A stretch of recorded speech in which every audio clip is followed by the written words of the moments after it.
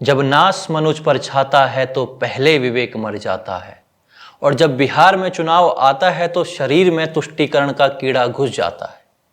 जिस शरीर की हम बात कर रहे हैं वो है बिहार के जंगल राज के मुखिया पूर्व मुख्यमंत्री लालू प्रसाद यादव, जिनसे महाकुंभ को लेकर सवाल किया गया तो लालू यादव का जवाब था कि अरे ये सब कुंभ का क्या कोई मतलब है, फालतू है कुंभ। कुंभ में सर जिस तरह से भीड़ बढ़ रही है, अरे सब कुंभ का क्या कोई मतलब है, फालतू है कुंभ। अब लालू की उम्र को देखते हुए एक बार के लिए बयान बुढ़ापे में होने वाली मस्तिष्क की गतिविधियों के कारण माना जा सकता था, लेकिन लालू जब जवान थे तब वे कौन सा सनातन का सम्मान करते थे। सबसे पहले तो वो सनातन में पूजनीय गायों का चारा खा गए।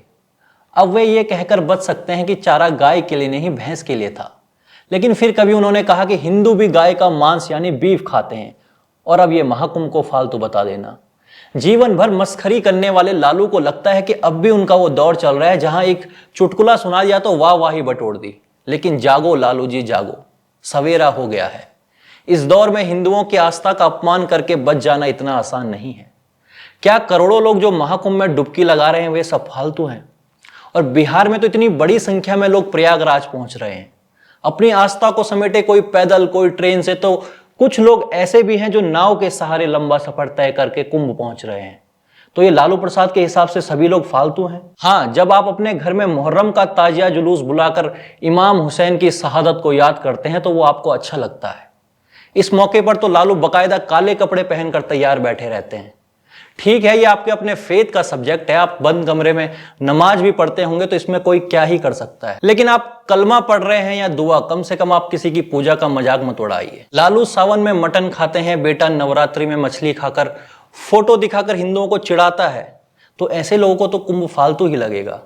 लालू जी एक बार घर से बाहर निकलिए और बिहार के बेगूसराय की इन दादी से मिलिए जो 90 वर्ष की उम्र में भी महाकुंभ स्नान के लिए जा रही हैं।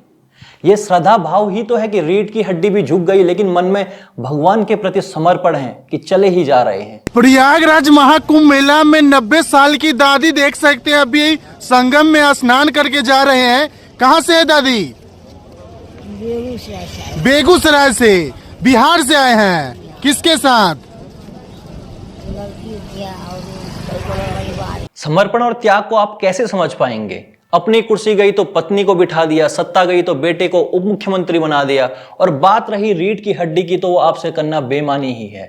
समुदाय विशेष के वोट के लिए आप और आपके बेटे सीवान के गुंडे साहबुद्दीन के सामने कैसे नतमस्तक हो गए थे, और आज भी हो जाते हैं, ये पूरा देश जानता है। आप इफ्तार पार्टियों में खुश रहिए, कुंभ महाकुंभ हिंदू समाज के लिए छोड़ दीजिए। वैसे हिंदू समाज को आपसे शायद ही कोई अपेक्षा होगी, लेकिन इतनी सी अपेक्षा तो कर ही सकता है कि उसकी आस्था का मजाक न उड़ाया जाए। और हाँ, आने वाले बिहार के चुनाव में कुंभ में स्नान किए हुए लोग आपको जवाब जरूर देंगे कि कौन फालतू है कौन नहीं।